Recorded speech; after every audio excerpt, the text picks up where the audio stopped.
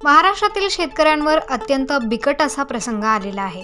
एकीकडे शेती व्यवसायात दुष्काळ, अवकाळी पाऊस, गारपीट यासारख्या नैसर्गिक आपत्ती कोसळत आहेत, तर दुसरीकडे सरकारने निर्यात बंदी केली आहे।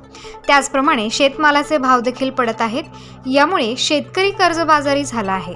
त्यातच सरकारने अत्यंत तुटपुंजी अशी कर्जमाफी दिल्याने शेतकरी हा अनेक समस्यांनी ग्रासलाय। या सर्व मागण्यांकडे लक्ष वेधण्यासाठी आज स्वतंत्र भारत पक्षाच्या वतीने ईदगाह मैदान येथे एक दिवसीय धरणे आंदोलन करण्यात आले। या धरणे आंदोलन प्रसंगी रामचंद्र बापू पाटील, देविदास पवार, संतू पाटील झांबरे, निर्मला जगताप, संध्या पगारे, स्मिता गुरव, सोपान कडलक, भदाने आदी उपस्थित होते। स्वतंत्र भारत पक्षाचा विजय असो। शरद जोशी जिंदाबाद, शरद जोशी जिंदाबाद। 7-12 कोरा झाला पाहिजे, 7-12 कोरा झाला पाहिजे। आमच्या हक्काचा नाही कुणाच्या बापाचा, 7-12 आमच्या हक्काचा नाही कुणाच्या बापाचा। संपूर्ण कर्जमुक्ती झालीच पाहिजे, संपूर्ण कर्जमुक्ती झालीच पाहिजे। शेतकरी संघटनेचा विजय असो। झालीच पाहिजे, कांदा निर्यात बंदी उठवलीच पाहिजे, कांदा निर्यात बंदी उठवलीच पाहिजे। शेतकरी संघटनेचा विजय असो, स्वतंत्र भारत पक्षाचा विजय असो, शेतकरी महिला आघाडीचा विजय असो। जिंदाबाद जिंदाबाद, शरद जोशी जिंदाबाद, शेतकरी संघटनेचा विजय असो। शेतकरी महिला आघाडी निर्यात बंदी झालीच पाहिजे, कांदा निर्यात बंदी उठवलीच पाहिजे। मोदी सरकारचा धिक्कार असो, मोदी सरकारचा धिक्कार असो, सर्व मंत्र्यांचा धिक्कार असो। मिळालाच पाहिजे, शेतकऱ्यांच्या शेतीमालाला रास्त भाव मिळालाच पाहिजे। स्वतंत्र भारत पक्षाचा विजय असो, शेतकरी संघटनेचा स्वतंत्र भारत पक्षाचा विजय असो। शरद जोशी जिंदाबाद, शरद जोशी जिंदाबाद। 7-12 कोरा झाला पाहिजे, 7-12 कोरा झाला पाहिजे। आमच्या हक्काचा नाही कुणाच्या बापाचा, 7-12 आमच्या हक्काचा नाही कुणाच्या बापाचा। संपूर्ण कर्जमुक्ती झालीच पाहिजे, संपूर्ण कर्जमुक्ती झालीच पाहिजे। शेतकरी संघटनेचा विजय असो। झालीच पाहिजे, कांदा निर्यात बंदी उठवलीच पाहिजे, कांदा निर्यात बंदी उठवलीच पाहिजे। शेतकरी संघटनेचा विजय असो, स्वतंत्र भारत पक्षाचा विजय असो, शेतकरी महिला आघाडीचा विजय असो। जिंदाबाद जिंदाबाद, शरद जोशी जिंदाबाद, शेतकरी संघटनेचा विजय असो।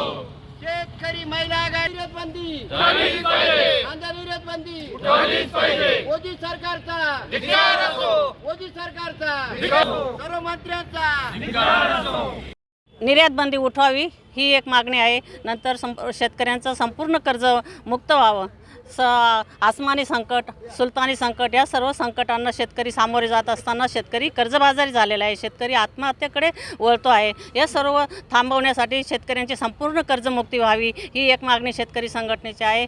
शेतकऱ्यांना पूर्ण दाबाने वीज द्यावी, पूर्ण वेळ द्यावी। आणि दुसरी एक गोष्ट की वन्य जे प्राणी आहेत त्या प्राण्यांचा त्रासापासून बी मुक्तता व्हावी। आपले देशाचे पंतप्रधान 12 जानेवारीला नाशिकला आले आणि त्यांनी शेतकऱ्यांबद्दल कुठल्याही प्रकारचा काही सहानुभूती दाखवली नाही, कुठल्याही प्रकारे शेतकऱ्यांवर काही भाष्य केले नाही।